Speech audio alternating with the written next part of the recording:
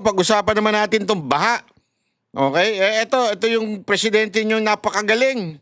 Pakinggan natin tong presidente nyo napakagaling at talagang proud na proud siya at miniting daw niya at napagtantaw na nila kung ano ang dahilan kung bakit nagkakaroon ng baha dahil daw sa dami ng tubig. Ayop! Tapos lang namin yung briefing tungkol sa flooding situation sa Region 3 at talagang ramdam na napakabigat ang ulan at napakarami ang bumagsak na tubig. Kaya yun ang pinakadahilan niya kung bakit nabaha. Bumaha, dami daw pumatak na tubig. Natural. Kaya nga baha eh. Alam naman ang pumatak, apoy. Tapos nagbaha. Aboy, magtaka ka dun. Galing talaga ng presidente ninyo. Ayop. Diba? na-overwhelm lahat ng mga ating mga flood control na flood management program. Ang problema, kitang-kita, siyempre alam naman natin na marami sa halimbawa sa Bulacan na mga flood control na hindi naman nagawa kaya nagkakaganto. Ngunit kailangan din natin maunawaan na hindi lang dahil sa problema ng flood control project, kung hindi pati na sa lakas talaga ng ulan na hindi pa natin nakita sa kasaysayan ng Pilipinas. Ito ay ang naging resulta ng climate change. Kailangan maunawaan din ng tao. Dapat maunawaan ng tao na hindi talaga nila kasalanan. Kung hindi dahil sa ulan, sa dami ng tubig, climate change, yan ang lahat ng dahilan kung bakit nagkakaroon ng baha. Hindi kasalanan ng gobyerno. Payag kayo doon? Payag kayo mga kababayan, hindi kasalanan ng gobyerno? Yung climate change ay talagang nandito na at dyan tayo naapektuhan. Hindi pala at tayo yung gumawa nakapag-desisyon tayo tungkol sa mga immediate measures na kailangan gawin in the immediate term, in the medium term and in the long term. In the immediate term, syempre aayusin natin yung mga nasira at babalikan natin lahat ng mga nasira. Yun ang pinaka-immediate na kailangan gawin, na madalian para matapos ulit. Ang problema din dyan ay hindi pa tayo nakakasiguro kung titigil na yung ulan. Dahil kailangan natin, halimbawa may mga lugar may tubig pa, hindi pa natin ma-assess kung ano yung damage dahil may tubig pa, may binabaha pa. Kailangan natin yan. Pangalawa, kawawa talaga bayan natin pag ganito presidente natin. Hayop talaga. Tis na tayo, tis pa tayo, 2 years pa. Binabantayan natin ang panahon kasi kahit yung mga nasira, pag-aayusin natin ngayon, bumalik na naman yan at masisira ulit yung bagong gawa. Kaya napakasayang naman ang ating gagawin. So, dahil nga may baha pa ngayon, so wag munang gawin. Antayin muna natin mawala yung baha. So, naging flood control pa yan.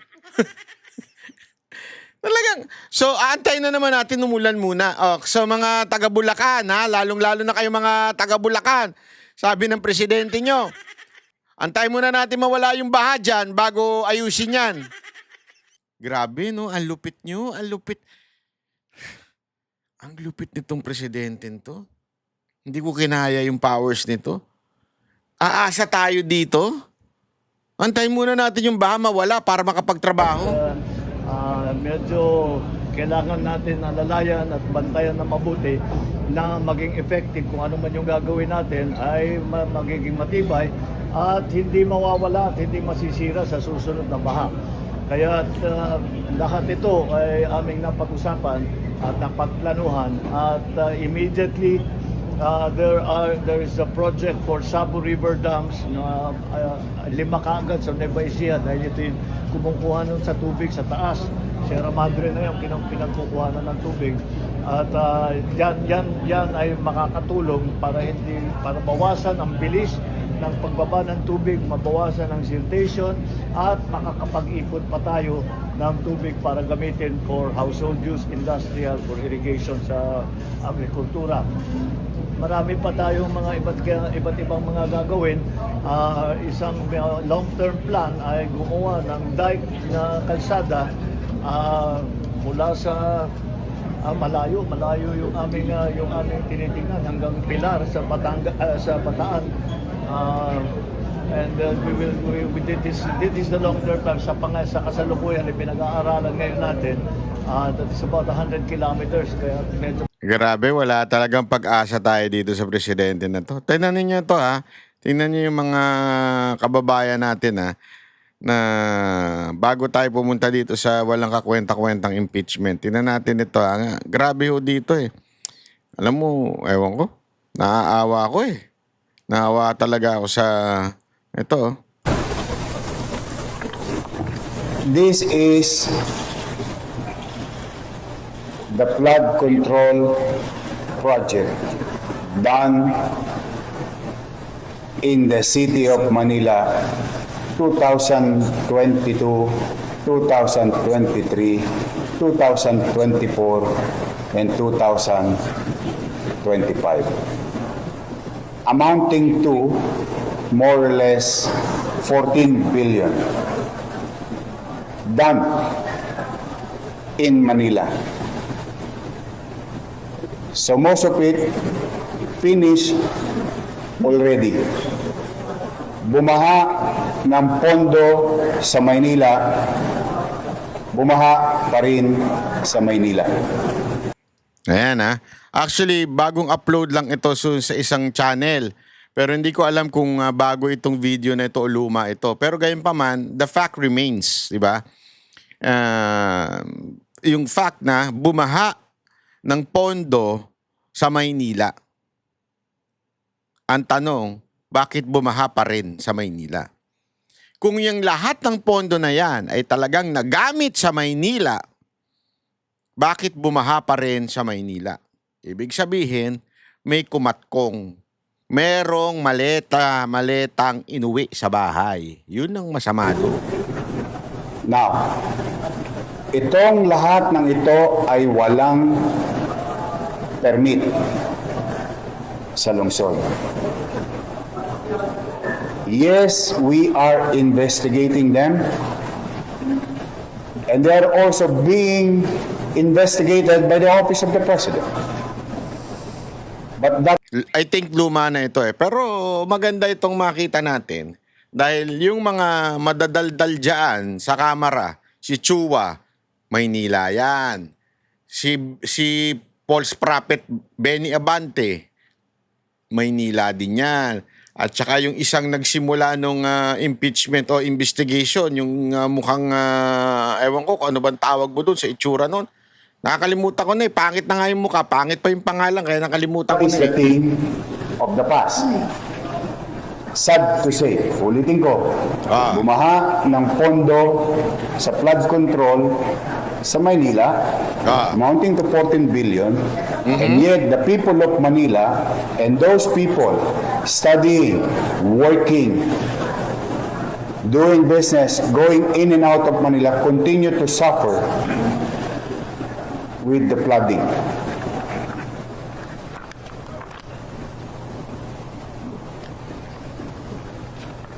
Gusto niyo malaman per district? Ayan, no, district? sige, tingnan na natin. Ayon kay Yorme. Ginala.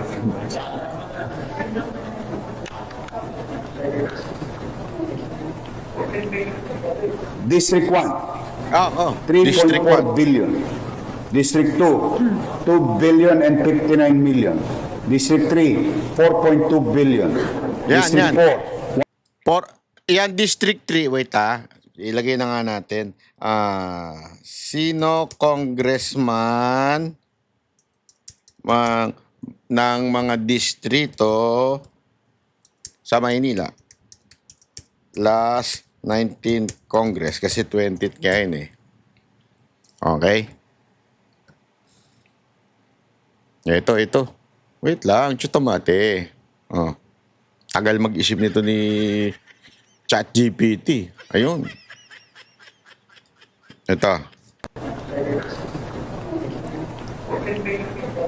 District 1, District 1. Si Congressman Manuel Luis Manny Lopez. 3.4 billion. 3.4 billion. Asa na yon? District 2, District 2. Si Rolando Roland Valeriano. Yun, yung malit yun. Yan siya sabi kong yung pinagkaitan ng muka. Oh. Magkano sa 2 kanya? billion and 59 million. 2 billion and 59 million. Grabe, asa na yan? District 3, District 3, favorite ninyong si Chihuahua. O, si Joel Chua. 4.2 billion. 4.2. Ang laki. Siya number 1. Siya ang pinakamalaki. District 4, 1.3 District 4.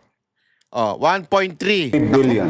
Si Maceda yan. Edward Maceda. District 5, District 5. 1.1 billion. Irwin Ting. Yan yung mga hindi nagsasalita kaya 1 point lang O, di ba?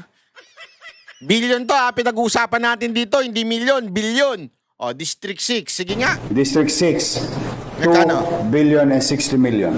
O, 2 billion. So, ang pinakamataas at kaya pinakamaingay ay si Joel Chua dahil siya ang pinakamalaki. Alam nyo na. Hindi ako nagsabi si Yorme nagsabi, hindi ako. Total of 14 billion, 313 14 billion. 313 million, million. 132,309 pesos and 12 centavos. Yan. Mga taga Maynila. Ito, sasabihin ko sa inyo. Makinig kayo. Masakit ito. Masakit ito. Pero tanggapin nyo. You deserve na babaha. Bakit? Binoto niyo yung mga congressman na yan Kung bumoto sana kayo na maayos-ayos na congressman, sigurado maaayos yan. Pinaulit nyo pa ito mga hindot na to So kung binaha kayo, huwag nyo sisihin ang sino man. Sisihin ninyo, sarili ninyo, binoto nyo yung mga lintik na congressman na to. Hindi ko alam, binoto ninyo sabi naman nung iba, hindi naman namin binoto, banat bay, dinaya lang talaga. Kinalikot lang ni paring George. Kung sana malaki-laki lamang, hindi na sana nakalikot. Hindi ko sure kung kinalikot yan. Wala akong, yan ang kwento-kwento lang ng mga taga Maynila. Binoto naman namin si Apple Si Apple, si Congressman Apple. Di naman namin binoto si Chua Kaya nga lit lang ng lamang Si Apple niya ito naman talaga binoto namin Kasi alam namin talagang may malasakit yun. Tsaka lahat ng bata ni Yorme, yun talagang binoto namin Tinan mo nga, nanalo nga yung binoto namin laban ni Abante. Pinapanalo pa rin nila si Abante. Kaya banat bay, wag mo naman kami sisihin. Sisihin mo yung Comelec.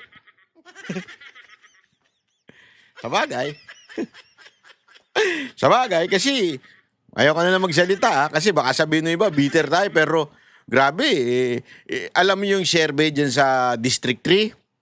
Number 1 lagi yan si Apple Chua At saka na number 3 and 4 lagi yan si Mocha sa councilor. Tapos inendorso pa ng Iglesia ni Cristo. Saan ka pa? Sure shot na yun For ilan weeks sunod-sunod. Number 1 si Apple niya ito na survey. May survey dyan, mga internal survey. Tapos, si Mocha, 3 and 4. Biglang lumabas, number, 7 ata. Napakakatarantaduhan alam mo yun? Pero ako, sa akin, ganyan talaga. Ano gagawin natin? Kung hawak talaga ng Comelec yung eleksyon, sabagay, hawak naman talaga nila yung eleksyon, kaya nga Comelec Pero alam mo, sana sa susunod, ewan ko hindi naman tayo nagagalit dyan sa si Mocha, wala nang balakatan tumakbo yan kasi ewan ko kasi para sa kanya, magbenta na lang daw siya ng kape, at least kasi maprinsipyo yan si Mocha maniwala kayo, sobrang prinsipyo niyan. Sa sobrang prinsipyo niyan, pumasok ng administrasyon ni Duterte na meron siyang na may pera siyang 1 milyon. Paglabas niya ng opisina, negative 500,000 ang salin niya. Pambira, Hindi man lang nagnakaw ng papel o printer. Hindi, biro na. Napakaanis sa tao niya kasi alam mo naman yan, may antindi ng takot niya sa Diyos Talagang kaya hindi mo niyan, pag sinabi mo, wag mo na sabihin to. Hindi pwede, kailangan. Kung kailangan sabihin. Nata magawa. Ganyan talaga ang sabi nga nila, hindi naman ang Pilipinas, pag ikaw naging tapat, pag ikaw naging honest, talagang sa kangkungan ka pupulutin. Kailangan kasi marunong kang ano dito sa Pilipinas, kailangan marunong kang maging politiko, mandarambong, para meron kang pamimigay Oo. Yun naman talaga ang totoo Para may pera kay pamigay sa tao at alam mo naman yung tao, minsan pag walang ayuda, di ka boboto. Para manalo ka, talagang kailangan mong pera. Ayaw niya magnakaw Ayaw niya talagang napakatapat niya. At saka yung mga karamihan dyan, lalo na din yung mga namit ko na kandidato ni Yorme, ang mga congressman na mga tapat, naku po, napakaraming tapat dyan. Sayang, hindi nyo binoto. Sana naman sa susunod, kung sino man tumakbong congressman dyan, tumakbo kaya akong congressman dyan. Di ba? Hindi para manalo, pag mumurahin ko lang yung mga congressman na kalaban. Hindi, ayoko kasing manalo sa totoo lang Hindi naman ako kapanapanalo. Pero ayoko kasing manalo. Kasi pag nanalo ko, pakikialaman nyo pa yung buhay ko. Ayoko nga mag-asawa kasi ayokong pinapakailaman ng buhay ko Yan ang totoo. Kaya ayoko mag-asawa, ayoko mag-jowa, ayoko nang pinakikialaman ng buhay ko. Lalo na pag magpolitiko. Hindi, meron mga nagsasabi sa akin, tumakbo ka na kasi politiko. Bakit? Ano kayo, hilo? Tatakbo ko tapos magpupunta ako ng club, sasabihin nyo, pera ng taong bayan niyang nilulustay mo. Ayoko ng ganun. Di ba? I mean, may sapat naman akong negosyo, may sapat naman akong pangkain. Tapos sasabihin pa nila, nilulustay mo yung pera ng taong bayan. Wag na, utot nyo. Pero gusto ko lang tumakbo para makasama lang ako sa campaign, tapos pag mumurahin ko lang yung mga congressman na kalaban. Gusto ko yun Kaya lang syempre, mas susuportahan natin si Apple Nieto Si Apple Nieto Ngayon pala, kinakampanya na kita. Hindi, kasi mabait na tao yan. Ganunin mo kayo, napakabait na tao niyan. So, iboto niyo yan sa District 3 Oy, wala sila sinabi sa akin Gusto ko lang sabihin. Kasi pag ako meron ako nakikitang mabait, meron ako nakikitang maayos, matino, may leadership factor. Talagang endorse ko talaga Si Robin. Nakita ko yung mga video niya. Alam mo, gusto ko lang magkomento dito kay Robin. Sobrang, gusto ko lang magkomento sa kanya. Tama yung sinabi niya dun. Hindi ko lang ma-play dito kasi dinaglagyan. Huwag niyo kalagyan ng song, magka-copyright ako, sayang, di ko ma-play. Ang ganda nung sa kanyang sinabi, dun sa kanyang, ewan ko kung anong tawag dun, rally of support ba, something like that. Na nakakasawa na talaga mga politiko sa Pilipinas. Dapat talaga mamamayan na nagpapaandar ng bayan natin Which is supposed to be that way. Kasi nga, di ba the Constitution says, the power emanates from the people. Hindi na ngayon ganun At ako, sa totoo lang, nasusuka na ako sa mga politiko Kaya ako hindi ko mahilig sa mga gather-gathering. Ang dami dyan, maayos yung mga Duterte, tapos didikitan ng mga trapo. Naalbalbaran ako, sa totoo lang, naaabalbaran ako. Oo, walang biro. Sinasabi ko ito kay Yorme, kay Mayor Baste. Pagka nagkikita kami, pagka nagkakaroon kami ng counting fellowship, talagang sinasabi ko sa kanya na albalbaran ako sa mga tumatabi sa'yo, Mayor. Si ganito, putangin na yan. Huwag ka maniwala dyan, bolero yan. Hindi, walang biro Kasi kahit hindi naman sa magalit, hindi naman magagalit si Basti sa akin. Pero parang obligado akong sabihin yun. Kahit hindi siya maniwala sa akin. Pero pag may kilala talaga akong alam kong ginagamit lang ang mga Duterte, talagang sasabihin ko sa kanya. Magalit na siya sa akin o maepala na siya sa akin. Pero pag meron talaga akong kilala na dikit ng dikit sa mga Duterte, pero alam kong ginagamit lang ang mga Duterte, sinasabi ko talaga sa kanila yun. Kahit nung panahon pa ni Pangulong Duterte, kapal nga ng mukha ko Kasi alam mo yon, parang sa akin, I do not need to please people. Honestly, I do not need to please people. And I don't like and I hate people pleaser. Bakit? Kasi I'm an independent person. Honestly, independent ako sa pananaw ko. If you hate me, walang pakialam. You hate me. If you like me, very good. Pero if you hate me, hindi magbabago ang kaligayahan ko sa buhay.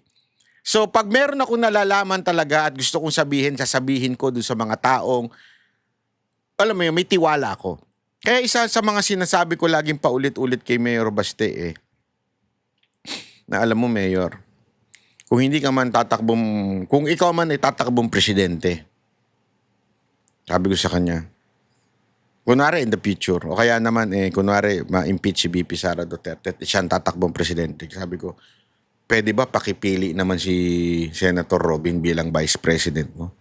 Kasi this country, lubog na. Sagad na. As in, sagad na tayo. Kami ang boses ng masa, hindi natatakot. Katotohanan lang, di kami nalulunod. Walang bahid ng sismis, lahat ay totoo. Kahit sino ka pa, pag mali ka babanatan ka. Walang pinipili kulay, wala kaming kinikilingan. Basta para sa bayan, kami lalaban. Pag tama palakpakan, pag mali banatan, di matitinag, di matatakot. Para sa bayan, tuloy ang sigaw. Sa harap ng kamera, walang halong takot. Mga baluktot, lahat kayo'y tutumba. Ang hustisya at totoo, yun lang ang mahalaga. Kahit sinong harang, di kami matitinag. Walang pinipiling kulay, wala kaming kinikilingan. Basta para sa bayan, kami lalaban. Pag tama palakpakan, pag mali banatan, di matitinag, di matatakot. Para sa bayan, tuloy ang sigaw. Kung nasa tama ka, ikaw ay aming kasama. Pero pag mali ka, handa ka na bang mabasag? Banateros kami, walang inuunan. Dahil bayan muna, bago ang sarili.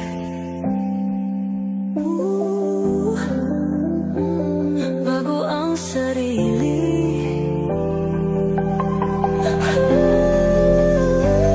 Pag tama palakpakan, pag mali banatan, banateros ang sigaw. Katotohanan ang